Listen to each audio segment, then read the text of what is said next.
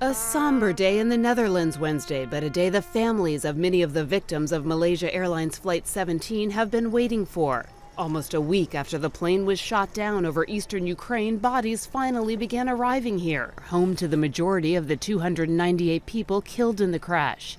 2 military transport planes carrying the 40 coffins bearing the victims landed in the southern city of Eindhoven. They were met by the Dutch King and Queen, Prime Minister Mark Rutte, and hundreds of grieving relatives. Speaking in Ukraine before the planes took off, a Dutch government representative said the process of identification will be a journey.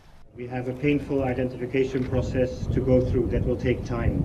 But the Dutch government wants to assure family members and all those concerned that we want to do the identification as quickly as possible. As the bodies arrived, British investigators began work on a pair of black boxes to retrieve data on the flight's last minutes. Dutch officials say they've taken charge of the investigation and pleaded anew for unhindered access to the crash site. Meanwhile, fighting flared again in the region.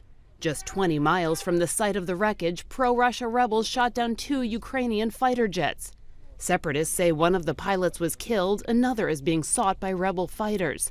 The insurgents deny having missiles that could hit a jetliner at cruising altitude, but they say they do have ground-to-air missiles that could hit targets as high as 11,000 feet. Kelly Daschle, Associated Press.